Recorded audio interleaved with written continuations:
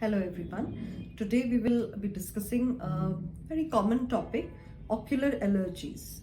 So how do ocular allergies present, which areas they involve, and then how to manage them. So first of all, allergies in and around the eyes can involve the eyelids, can involve the eyelid margins, and then the internal part of the eye. So first of all, we'll discuss the skin around the eyes, which can be involved in ocular allergies.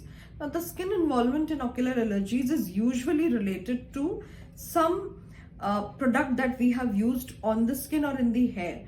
For example, hair dyes can very easily cause eye allergies, and it's not quite uncommon to find people turning up, especially after using a new type of dye which they have not used earlier, or in those people who have never used a dye. Such cases, obviously you need to prevent the use of that particular type of dye and probably try some new product which you can test over the back of your hand before applying it in the hair directly. Then the second type of allergy can involve the eyelid margins, where the eyelid margins are itchy, and they also sometimes have a dandruff-like deposit on the eyelashes, which is called the blepharitis, and it is a dandruff-like condition of the eyes which also leads to local inflammation and itching. This also needs a long-term management, checkup by an eye specialist, and this condition is very common in children and can exaggerate in winter seasons. The third and the most common form of eye allergy is the internal allergy, which is the allergic conjunctivitis. Now, this can be an acute episode sometimes, which just leads to a water-like thing accumulating in the few layers of the eyeball, and such patients can present with sudden swelling of the eyelids and sudden puffiness inside the eyes also. So such cases are usually treatable with good anti-allergics, and also we try to recognize which type of allergen may have caused such episode, which can be related to environmental or sometimes edible allergens also. Then the next category is the conjunctivitis, which is vernal keratoconjunctivitis involving the conjunctiva as well as some part of the cornea. This type of allergy is very common in children, and since the incidence of allergies is increasing overall, so this has also increased. Those people who are prone for different types of allergies, for example, allergic rhinitis, frequent sneezing, running nose, or sometimes even asthma patients are prone for ocular allergies also.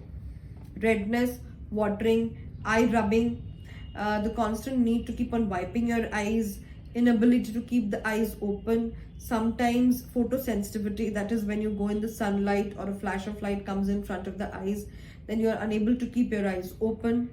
All these are the symptoms of eye allergies. Now, what happens if you rub the eye chronically? So such conditions are prone to develop keratoconus-like conditions in which the cornea becomes thin. So rubbing is not good.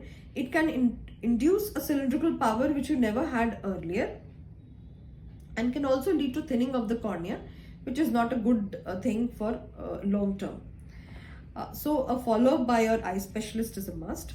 What you can do at home is to prevent exposure to the dust by wearing protective glasses, and avoid rubbing of the eye as much as possible, because once you start rubbing, the cycle continues.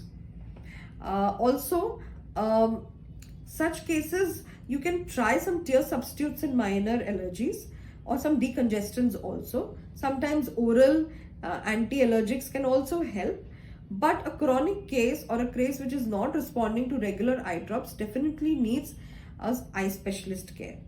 In such cases, sometimes very low potency steroid eye drops are recommended, and they become sometimes necessary because they break the acute cycle of the allergy.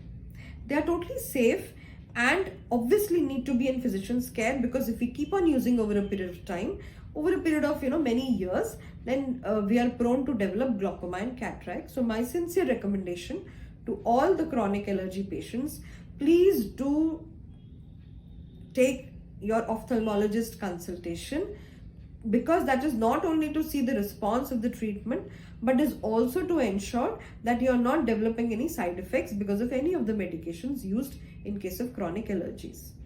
Also, the local immunity and your general immunity helps, and once your age increases, then the immunity improves and the tendency to have a long-term allergy reduces. Thank you.